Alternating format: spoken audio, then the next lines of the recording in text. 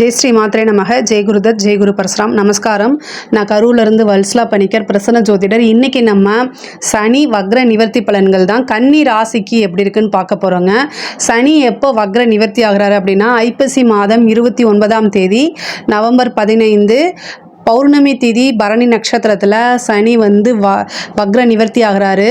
கன்னி ராசியை பொறுத்த வரைக்கும் உங்களுக்கு ரொம்ப ரொம்ப நல்லது தான். வக்ர நிவர்த்தி வந்து ரொம்ப ரொம்ப அருமையான பலன்களை தான் உங்களுக்கு கொடுக்க போகிறாரு. 6ஆம் இடம் அப்படிங்கிறது வந்து சனிக்கு ரொம்ப ரொம்ப நல்ல பிளேஸுங்க. அதாவது அவர் 6ஆம் இடத்துல இருந்து 12ஆம் இடத்தை பார்க்குறாரு. பொதுவாகவே வந்து உங்களுக்கு விரயம் அப்படிங்கிறது வந்து நீங்கள் சுப விரயமாக மாற்றிக்கணும். சனி வந்து பொதுவாக இயற்கை அசுபராக இருந்தாலும் கூட சனி கன்னி ராசியை பொறுத்த வரைக்கும் உங்களுக்கு சுபர் தான். ராசி லக்னத்துக்கு அவர் சுபராக இருக்கனால சுபர் வந்து 12ஆம் இடத்தை பார்க்குறதுனால உங்களுக்கு விரயம் அப்படிங்கிறது இன்வெஸ்ட்மெண்ட்டாக மாற்றிக்கங்க. ஓகேங்களா? அதாவது புதுசாக ஒரு பிஸ்னஸ் ஆரம்பிக்கணும்னு நீங்கள் நினைக்கிறீங்க அப்படின்னா இந்த காலகட்டம் ரொம்ப அருமையான காலகட்டம். நல்ல உத்தியோகத்துக்கு போகணும்னு நினைக்கிறீங்களா? இந்த காலகட்டம் அருமையான காலகட்டம். அதுக்குண்டான முயற்சி பண்ணுங்கள். உறுதியாக நல்ல பலன்கள் தான் உங்களுக்கு கிடைக்கும். சனி வந்து 6ஆம் இடத்துல இருந்து அஷ்டமஸ்தானத்தை பார்க்கறது. அதே ஒரே ஒரு விஷயம் என்னன்னா ஹெல்த் சம்பந்தப்பட்ட விஷயங்கள்ல ரொம்ப ரொம்ப கவனமாக இருக்கணும். அலட்சியம் காட்டக்கூடாது. ஹெல்த் சம்பந்தப்பட்ட விஷயங்கள்ல மட்டும் நீங்க கவனமாக இருந்தாலே போதும். ஆல்ரெடி உங்களுக்கு வந்து சனியோடைய பார்வை 3ஆம் இடத்துக்கு இருக்கு. நீங்க முயற்சியை போடணும். கன்னிராசினாலே 24 ஹவர்ஸும் வேலை பார்க்குறதுக்கு சளைக்காத நபர்கள் தான் நீங்கள். 3ஆம் இடம்ங்கிறது முயற்சி ஸ்தானம். ஆல்ரெடி உங்களுடைய ராசியில் கேது வேற இருக்கிறாரு. இந்த கேது வந்து இப்போ எந்த விஷயத்தையுமே முடக்கி விடக்கூடிய அமைப்பு தான். சனி இப்போ வக்ர நிவர்த்தி ஆகிட்டார். அது ஒரு மிகப்பெரிய ப்ளஸ் உங்களுக்கு. இந்த கேதுவோடைய தன்மை மட்டும் உங்களுக்கு நீங்களே என்ன செய்யணும் அப்படின்னா முயற்சி பண்ணணும். ஏதாவது ஒரு விஷயம் எடுத்தாலும் உடனே அது வந்து ஃபெயிலியர் ஆகிறது, முடக்கிறது, இந்த விஷயங்களை மட்டும்தான் அவர் கொடுத்துக்கிட்டே இருப்பார். பட் ஆனால் வந்து சனி வந்து இவ்வளோ நாளாக வக்ரமாக இருந்தார். இப்போ வக்ர நிவர்த்தி ஆகிட்டார். இனி சுறுசுறுப்பாக வேலை செஞ்சீங்க அப்படின்னா நீங்கள் எடுக்கக்கூடிய அத்தனை முயற்சியுமே உங்களுக்கு வெற்றியை மட்டும்தான் கொடுக்கும். தொழில் ரீதியாக நல்ல வருமானம் வர்றதுக்கு உண்டான அமைப்பு, தொழில் ரீதியாக இடமாற்றங்கள், தொழிலுக்காக ஒரு இடத்த வாங்குறது, இந்த மாதிரி விஷயங்கள்லாம் உங்களுக்கு நல்லது நடக்கும்.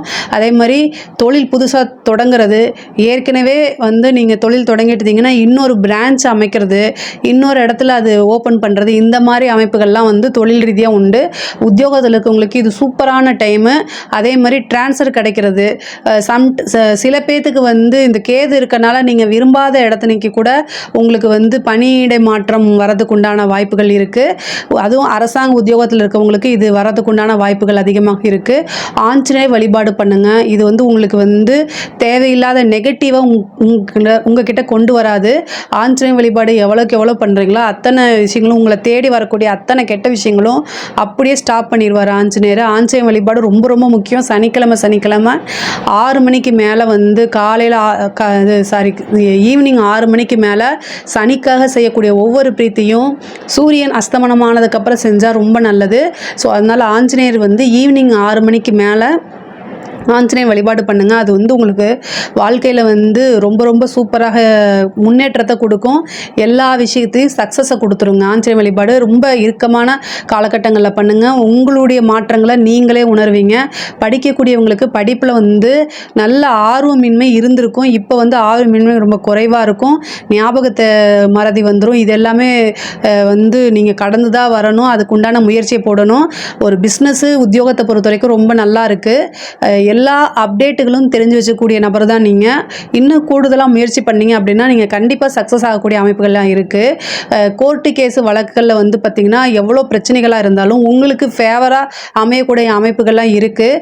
குடும்பத்தில் இருக்கக்கூடிய நபர்களிடையே வந்து இணக்கம் அப்படிங்கிறது கொஞ்சம் குறைவாயிடும். குடும்பம் உங்களே வந்து ஆப்போசிட்டில் இருக்கவங்க, அதாவது கணவனாக இருந்தால் மனைவி, மனைவியாக இருந்தால் கணவன், புரிதல் அப்படிங்கிறது இந்த காலகட்டத்தில் ரொம்ப குறைவாக இருக்கும்.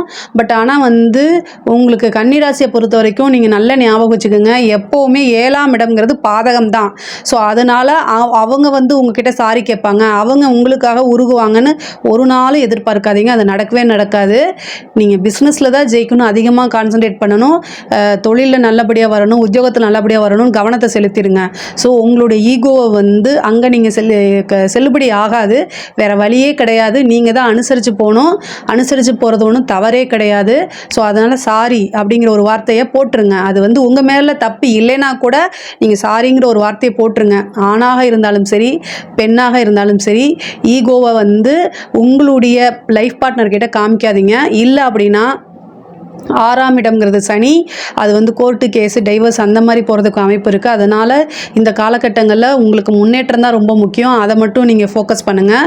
வாழ்க்கையில் ஜெயிக்கக்கூடிய அமைப்புகள் 6ஆம் இடத்துல சனி அப்படின்னா அது வாழ்க்கையில் வெற்றி ஜெயிக்கக்கூடிய அமைப்பை தான் அவர் கொடுப்பாரு. வாழ்க்கை அப்படிங்கிறது வந்து தொழில், உத்தியோகம் இந்த விஷயங்கள்லாம் குறிக்கும். அதே மாதிரி ரிலேஷன்ஷிப் அப்படிங்கிறது வந்து கொஞ்சம் டேமேஜ் பண்ணும். ஸோ அதனால் பேலன்ஸ் பண்ணி போகிறது ரொம்ப ரொம்ப நல்லது. பெண்களை பொறுத்த வரைக்கும் இது சூப்பரான டைமு, முன்னேறக்கூடிய காலகட்டம் தான். நீங்கள் எதை தொட்டாலும் சக்ஸஸ் ஆகும். ஸோ அதனால் நீங்கள் ஒவ்வொரு விஷயமும் நிறைய முயற்சி பண்ணுங்கள். எல்லாமே நல்ல இன்கம் சோர்ஸை உண்டு பண்ணும். நிரந்தரமான வருமானம் அப்படிங்கிறது இந்த டைமில் நீங்கள் போடக்கூடிய எஃபர்ட் தான் உங்களுக்கு நிரந்தரமான அமைப்பை ஏற்படுத்தி கொடுக்கும். இதை நல்ல ஞாபகம் வச்சுட்டு பண்ணுங்கள். அதே மாதிரி கொஞ்சம் சுறுசுறுப்பாக அதிகப்படுத்தணும். உங்களோட முயற்சிகளை எப்போவுமே கைவிடாதீங்க. கேது வந்து சின்ன சின்ன தடையை கொடுத்தாலும் நீங்கள் ஆஞ்சநேயர் வழிபாடு பண்ணும்போது அது எல்லாமே தடைகள் எல்லாமே மாறி உங்களுக்கு சக்ஸஸை கொண்டு வந்து கொடுத்துருங்க.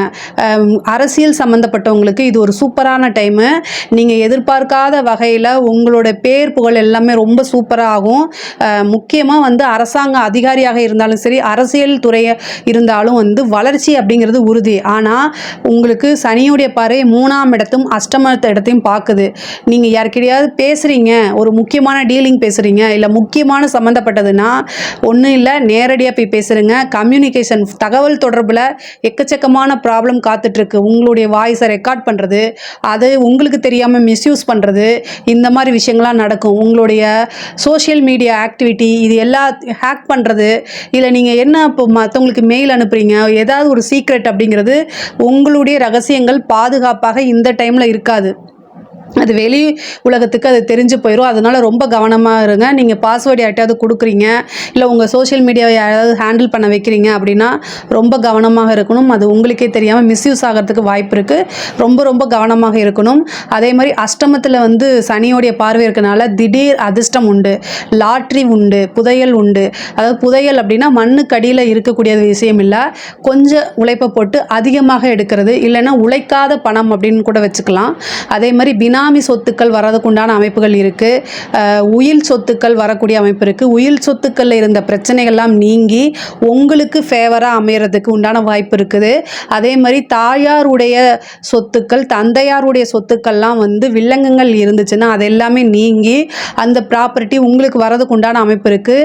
6ஆம் இடத்துல வந்திருக்கக்கூடிய சனி வந்து உங்களுக்கு உறுதியாக சொத்து சேர்க்கையை உண்டு பண்ணி கொடுப்பாரு. வண்டி வாகனங்கள் வாங்கக்கூடிய அமைப்புகளை கொடுப்பாரு. சனி வந்து உங்களுக்கு வந்து நிறைய நன்மைகளை தான் செய்வார் கன்னி ராசியை பொறுத்த வரைக்கும். இதில் ஏதாவது சந்தேகங்கள் இருக்குது அப்படின்னா கமெண்ட்ஸில் கேளுங்க, கண்டிப்பாக நான் ஆன்சர் பண்ணுறேன். நம்மளுடைய சேனலை லைக் பண்ணுங்கள், ஷேர் பண்ணுங்கள், சப்ஸ்கிரைப் பண்ணுங்கள். நன்றி, வணக்கம்.